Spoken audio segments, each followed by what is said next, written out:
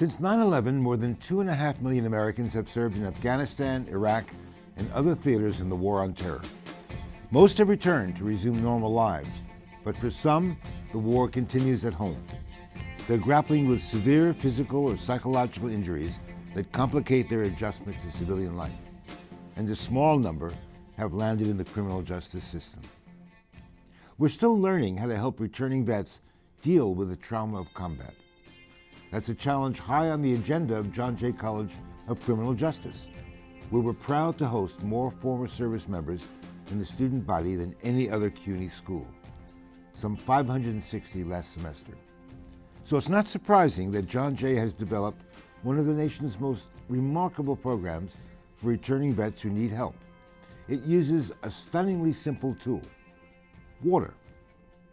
Just 3 years ago, Jonathan Martinez was told he'd never walk again by an Army medic. He was serving in Paktika province in eastern Afghanistan when he was caught in a mortar attack and fractured his vertebrae in 3 places. That's when I took the round in my elbow, and I took a round on my right thigh, and shrapnel around up my back. When he told me that I won't be able to walk on my left leg again, I freaked out. My life was physical activity, you know, sports, military. After going through 3 doctors, the 4th one finally told me, it was like, if you work hard at it, you can walk again. And here I am. You know, I worked hard at it.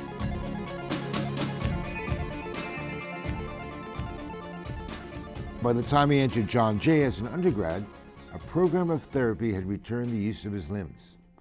He had already begun working as a veterans advocate in the Midtown Community Court on West 54th Street to help traumatized comrades who found themselves in trouble with the law. But he knew he still needed help to overcome the feelings of anxiety and alienation that were hampering his return to civilian life. That's when he met John Jay's Dr. Jane Katz. Dr. Katz has won national recognition for her water fitness programs for New York City cops and firefighters. In 2012, she launched a program called W.E.T.s for Vets to extend the use of swimming therapy to vets at John Jay. We're honored to have Dr. Katz with us on Criminal Justice Matters. Dr. Katz, welcome. Thank you. So as if you didn't have already enough to do at John Jay, you began the W.E.T.s for Vets program. What made you do that?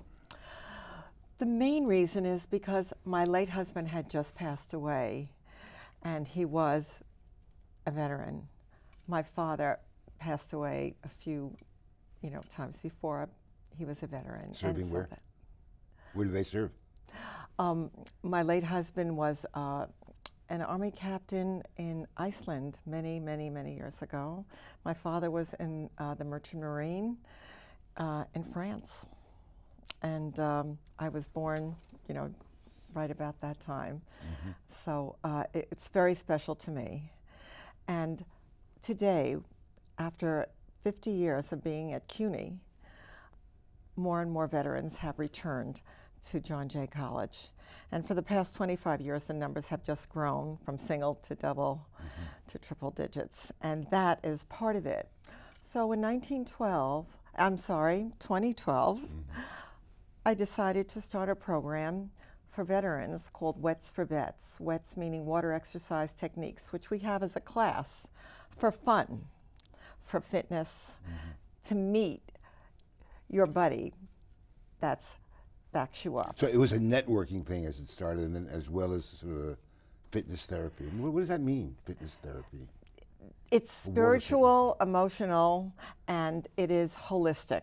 And so that it's not only the exercise, it's the mind, body, spirit that gets people to meet other people, especially in school, in civilian life, where most students are worried about their exams. And I have found that many of the veterans coming in were more worried about their courses and their absences than protecting our freedom far away.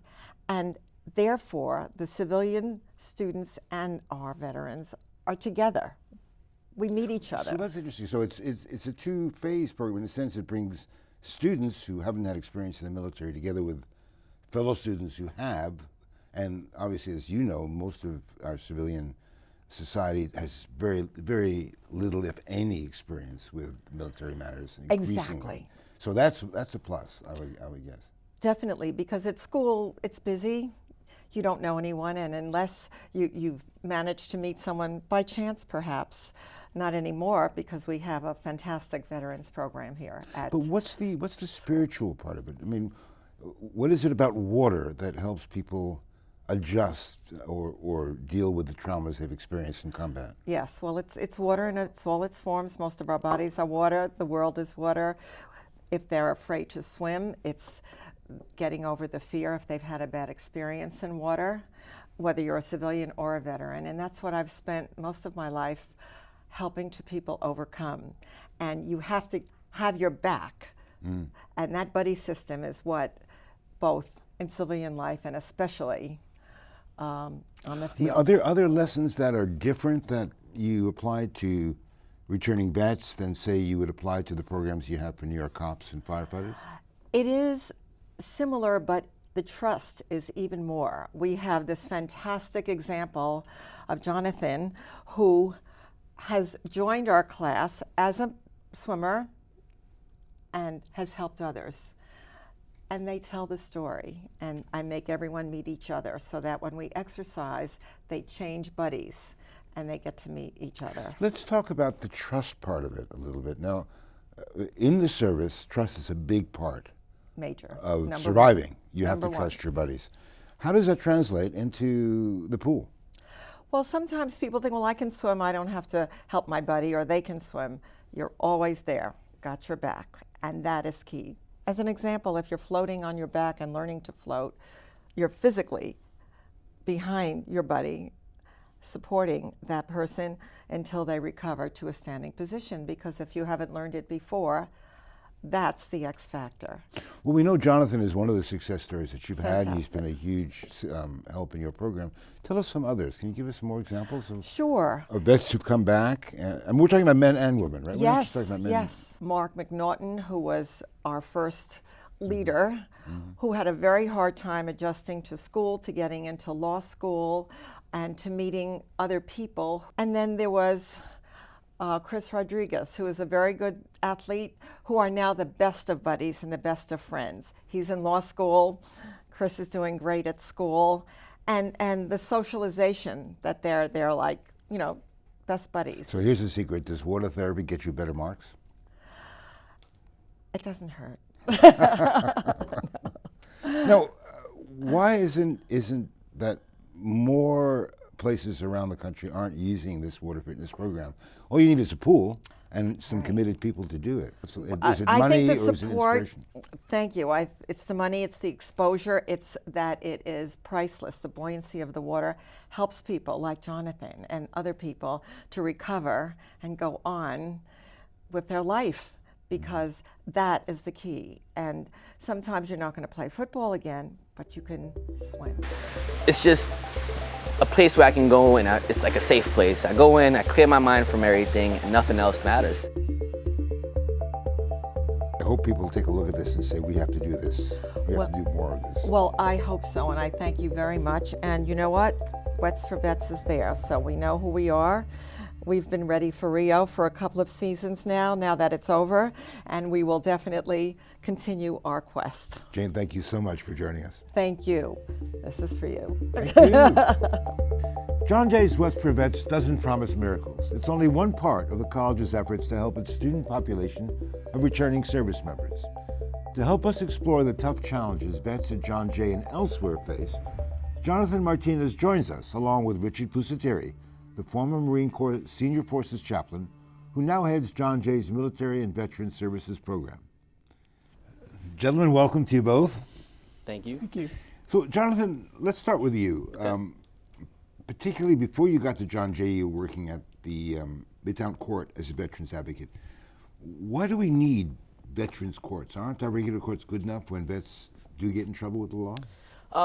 Yes, they do work. However, when you look at veterans in the criminal justice system, you see the patterns of the reasons why they're getting in trouble. When you specialize a court for like a veterans court where, you know, primary focus is trauma and primary focus is actually helping the veterans with benefits and stuff like that, you can deter them, you can help them keep away from a life of crime.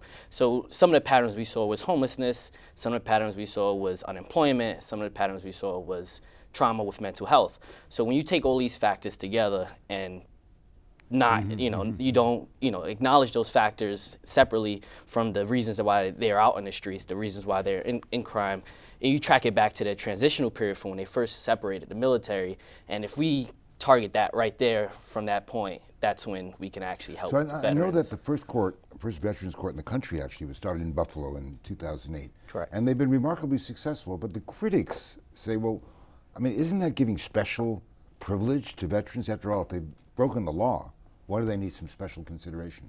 It's not special consideration when you look at the trauma, and it's the same concept if you're going to starting drug courts. It's the same concept of starting family courts. It's the vulnerable population that we have to focus on when it comes to these issues. So if you have a veteran opposed to a regular person committing the same crimes, the reasons could be very different in a sense where a civilian can be targeted right then and there in the regular courts, where the veteran might need more treatment in a sense of mental health counseling and things like that. Well, I want to come back to that in a second, but Richard, when we talk about trauma that veterans experience on coming back from a combat theater, I mean, is it any different from the trauma you would get in a catastrophe or a disaster or as a victim of crime? I mean, is there something special that we need to think about when we talk to combat vets in particular?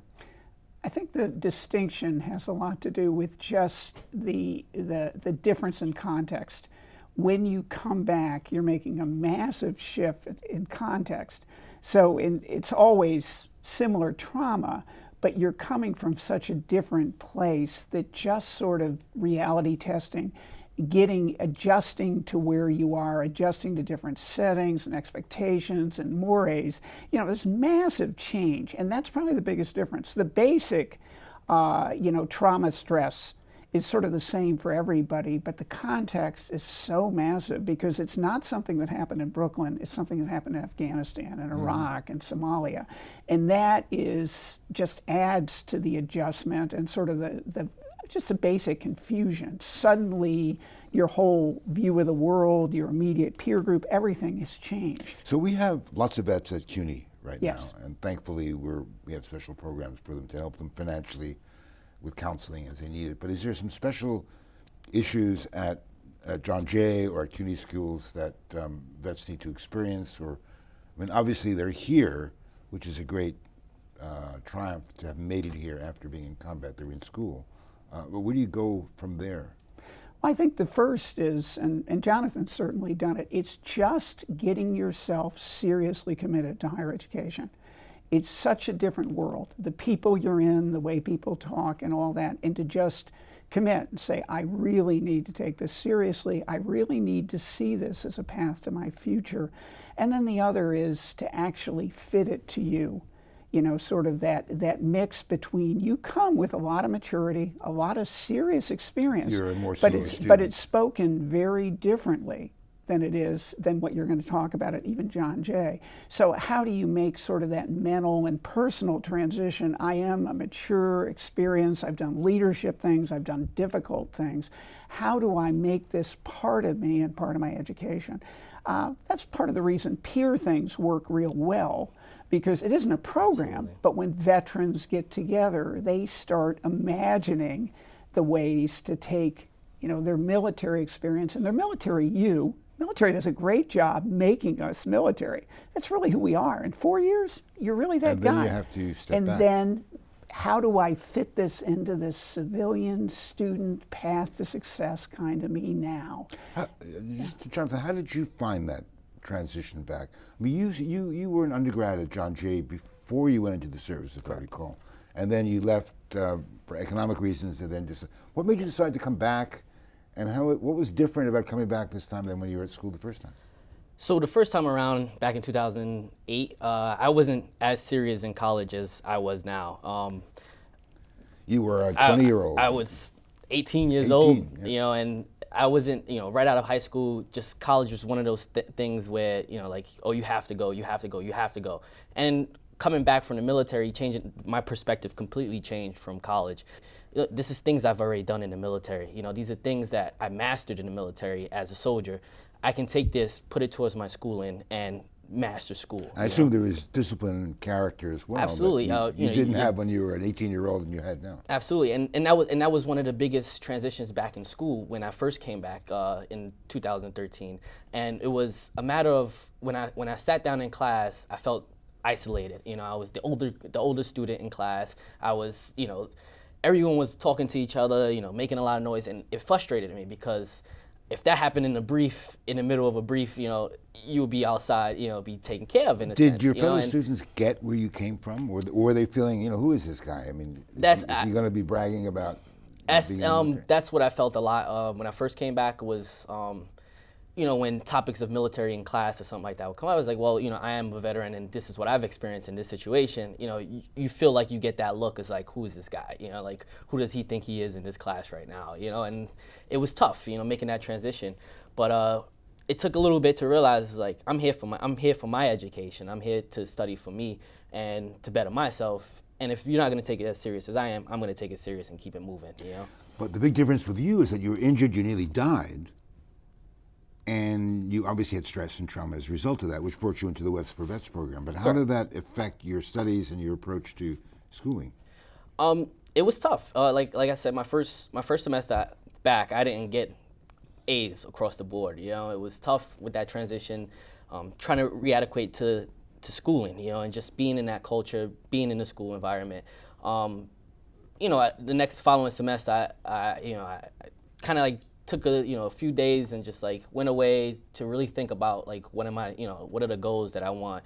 And after those 3-4 days of just refreshing my mind, it was just, this is what I need to do, you know? Everything I've read about post traumatic stress syndrome and also about vets returning from combat is that you get this mix of feelings. You're lonely, you're alienated, you're anxious, and you have this incredible anger. I mean, that seems to be a sort of a mix, a grade of emotions that sometimes you can't control. I mean, have you found that yourself when you've dealt, Dick, with traumatic or post-traumatic injuries, psychologically and physical, throughout your career?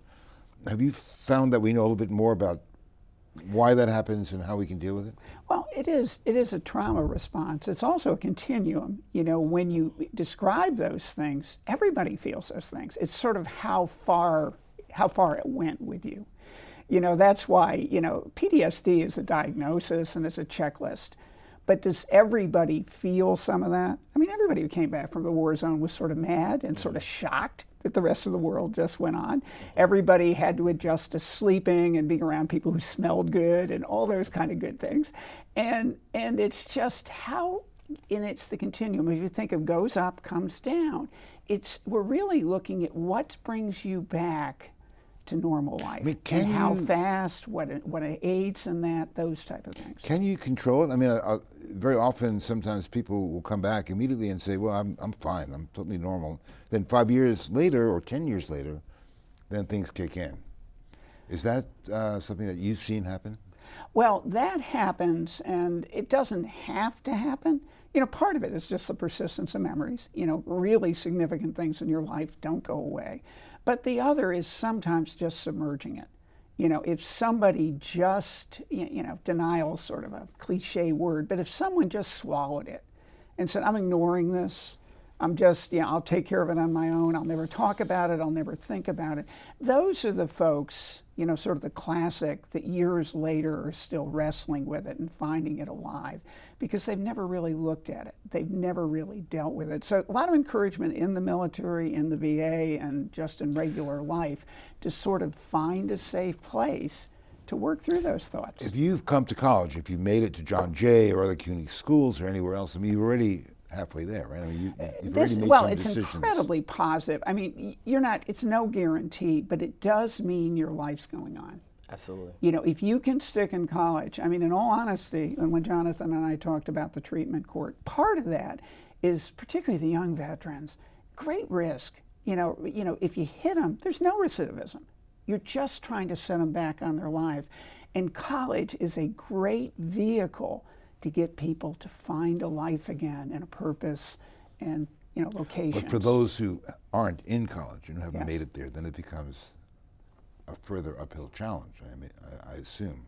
Yeah, they have to find something. Let's tell you, there's one particular aspect of returning to civilian life that is often talked about, which is the relationships that vets make or can't make, with loved ones. You see a lot of issues that come into court, domestic abuse issues. Talk a little bit about that. I mean, have you seen that? Have you seen issues in relationships that you've had or with the vets that you work with? And how do you deal with them? And how do we as a society handle those?